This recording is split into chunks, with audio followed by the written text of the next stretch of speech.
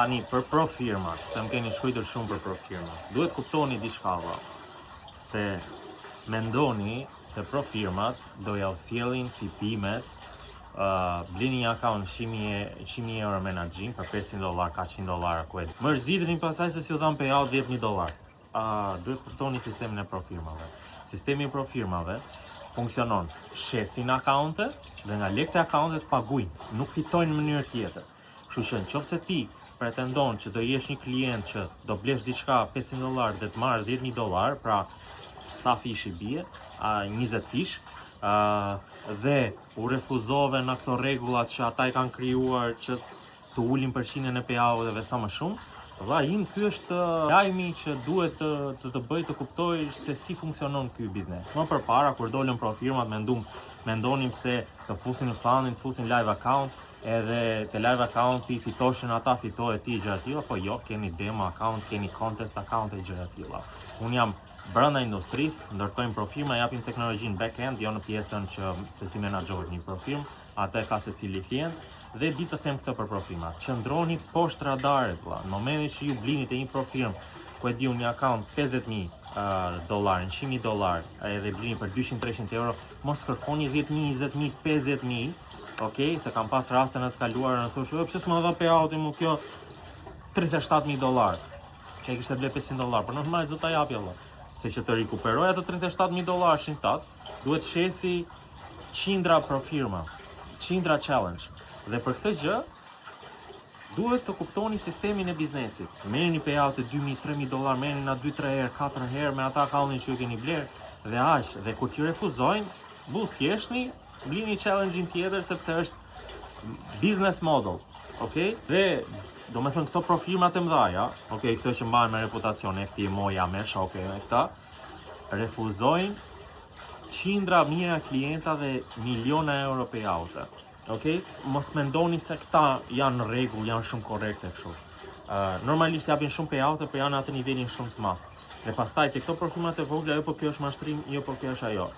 Në statistikat e mia dalë në përfundim që këto të voglat janë çik më të uritura dhe mund të tolerojnë disa payout më shumë se sa tolerojnë këto të mëdha.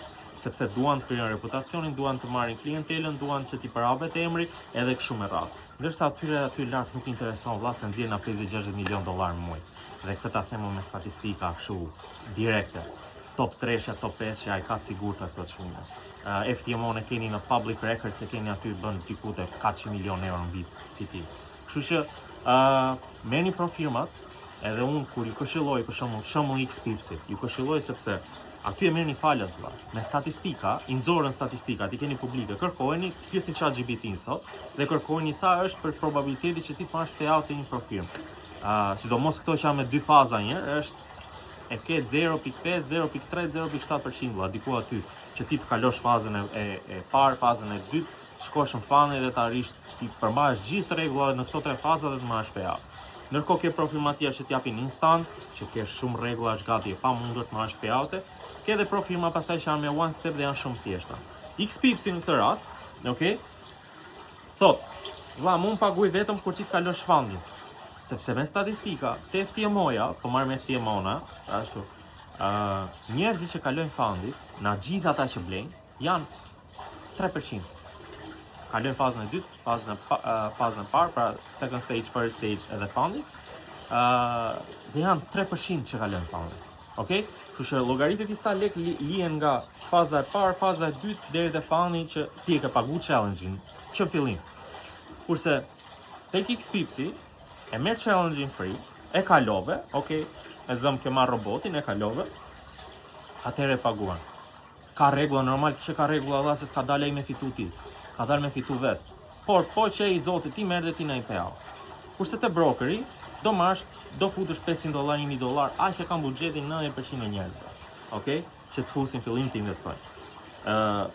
Dhe prandaj digjen shumica sepse ecin me idenë që me këtë $500 që do të kenë $10.000 për një muaj, 2 muaj, apo ka dhe në ata të shmendur që duam për një javë, e kupton? Nuk është arritshme, është arritshme me dhe €1 milion ti për një javë. Por probabiliteti që kjo të ndodhi është nuk po flas. Qëndroni me këmbë tokë, kuptoni business modelin, pra modelin e biznesit pro firmave, dhe mundoni ta shfrytëzoni me zgjuarsi. Ka njerëz që kanë bërë miliona euro veç nga pro firma sepse kanë dhënë under the radar, nuk kanë kërku me payoutin e parë $50,000. A kupton? Kanë qenë aty, as nuk i ka kap sistemi atyre se kanë sistem risk management ata. Okay?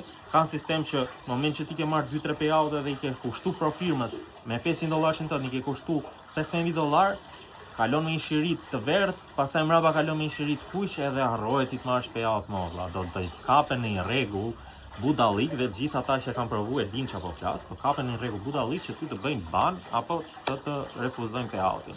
Dhe mërziten njerëzit, a kupton? Sidomos mërziten te këto që nxjerr unë. Te ndonjë profirmë që nxjerr unë, kështu që them një vit shfrytëzoni këtë profirmë. Po kur i refuzon FTM-ja nuk qajnë, nuk kanë ku qajnë. Ati për shembull se në një pronari në Pakistani, ku e dim ku do jeta, ati nuk i shkruajnë, okay? Unë që thjesht e promovoj, se unë kam bërë pronar të 36 profirmave, kupton, apo brokerave ndryshëm, se thjesht i promovoj, apo se merr përqindjen, tipo normale vëlla, pse mos ta marr përqindjen? Apo i bëj punë gjithsesi që po i sjell klienta, kam influencë. Sot influenca paguhet vëlla. Kush paguhet sot? A kupton, gjithë ata vujnë për influencë për njerëz që t'i sjellin klienta dhe t'i sjellin biznes të ardhurë biznesit, njëkohësisht dhe këtej njerëzit mundohen fitojnë. Se mos thash unë, dhe i keni një profilm tjetër, dhe te kjo profilma tjetër prapë do që çan ndryshimi ka. Apo te kjo profilma tjetër more fjalë çan ndryshimi ka.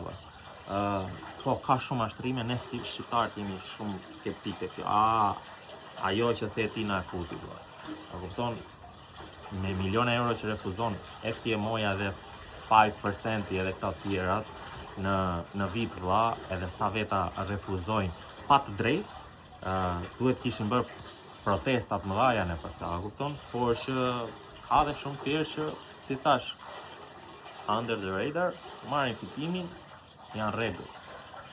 Kuptoni biznesin dhe ecni me zgjuarsi, dhe në moment që do ecni me zgjuarsi, vetëm atëherë mund vini fitim për këto profirma, brokerat apo kudo.